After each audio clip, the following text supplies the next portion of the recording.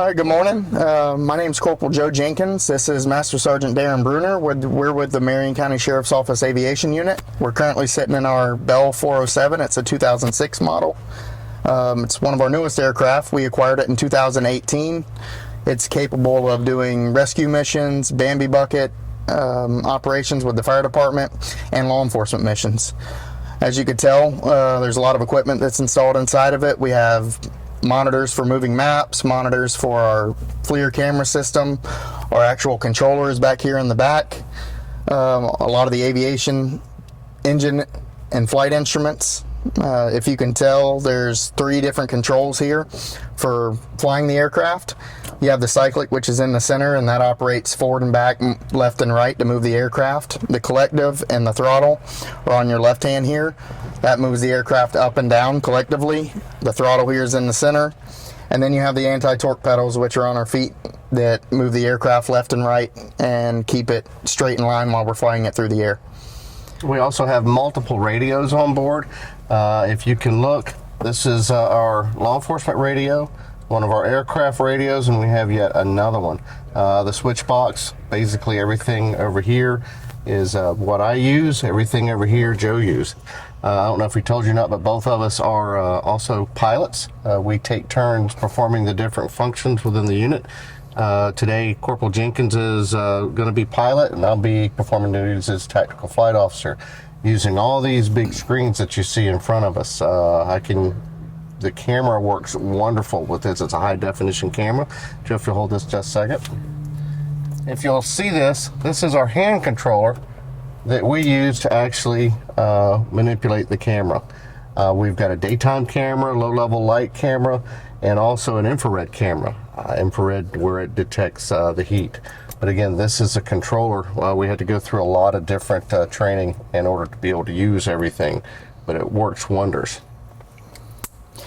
Some of the, if you look up top here, this is it's called a bus panel and circuit breaker panel. All of these are the circuit breakers that basically protect the electronics in the aircraft in case of overloads or anything like that. Some of this are the switches for our boost pumps, a lot of our mission equipment, our heater, hydraulics. So we double check and manipulate these according to what we're needing in the aircraft every time we fly. Down on the bottom, we have our seat belts. We have some emergency releases for the cargo hook, things like that. FLIR, it's a control basically for a FLIR to get off the ground. Right here on the cyclic, there's an emergency float mechanism that if we're operating over water and we have some sort of emergency to where we have to land in at a moment's notice, we can deploy this handle, and the floats, if you could see them out here on the side, the gray floats that are on side of the aircraft, they inflate like a pontoon on a pontoon boat to where we can ultimately land on the water and hopefully not sink the aircraft or get injured. This aircraft does have air conditioning. We have some air conditioned vents up front and in the rear of the aircraft, and we'll get out here in just a second and show you the back of the aircraft where the passengers can sit. Great thing about this helicopter, I don't know if we were told you or not, but whenever we acquired it, it was actually a touring helicopter out of New Jersey, and we were able to acquire it, and it went to a finishing facility out in Texas, and they ended up creating the dashboard as you see at the front of us. At the time, we were the only agency in the country that actually had a dashboard such as this that we've got set up. As Joe was telling you earlier, all the pilot instruments, engine and navigation instruments, over here on the right side, we fly it from the right seat. Then over here on the left, you see the 2 different screens. The bigger of the 2 is the one that we actually use whenever we're using the camera. The middle one, we can put the camera image on it, but also we use it as a moving map function that helps us, we're able to program an address and fly directly to it. So this is one heck of a mission bird. We use it quite regularly, and as Joe was telling you, multi-mission bird. We can do hoist missions, firefighting missions, and then predominantly our law enforcement search and rescue. And then I'm going to pass this on to Joe, and he'll be able to show you some of the exterior and back seat of the camera. So this is the Bell 407, the outside of it here. This is our FLIR 380 HDC camera. It has 2 different daytime cameras, a low light camera, and the infrared night camera. These are the floats that I was speaking of earlier that inflate in an emergency so we can land. This actual dolly that we land on every day, we use the tractor and pull it inside of the hangar to keep it protected from the weather. This here is our flight vest that we wear during flight. It has emergency flotation on it. It has an oxygen bottle in the event that we have an emergency over water. Has some survival gear, knife, and it's actually a hoisting harness to wear in the event of emergency. We need to be rescued. We can hook into it and be hoisted out of the aircraft. This is the back compartment.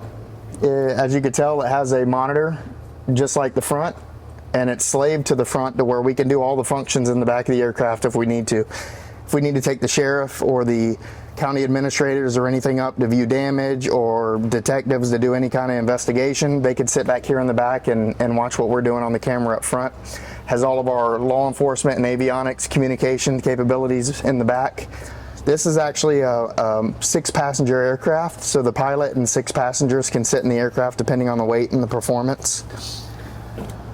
Headsets that we use to fly in the back. We usually keep the aircraft prepared in case we have to put people in a hurry and things like that.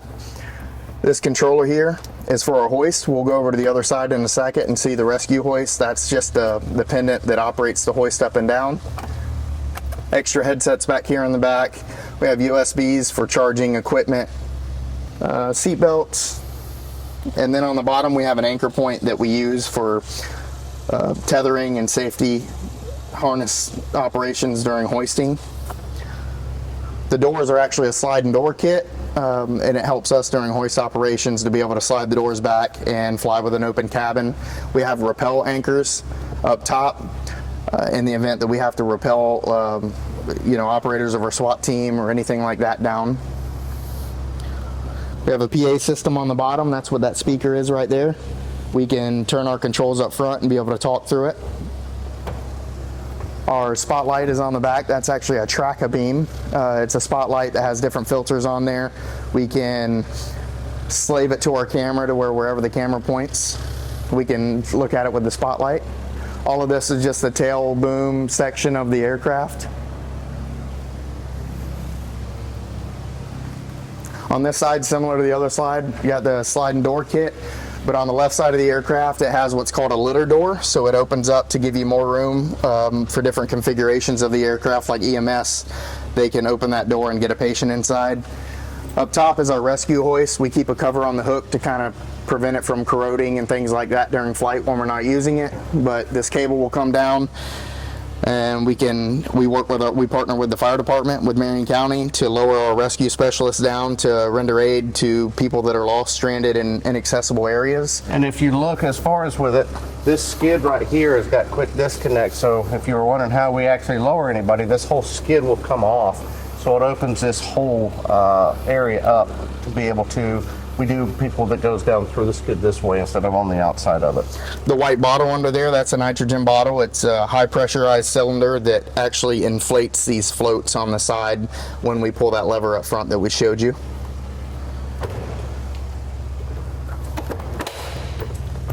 And that's a quick overview of the Bell 407. It is a 4-bladed rotor system up top. As you can see, our other aircraft in the background, they are a semi-rigid rotor system, so 2 blades that teeter-totter back and forth. This one's just a little bit bigger airframe.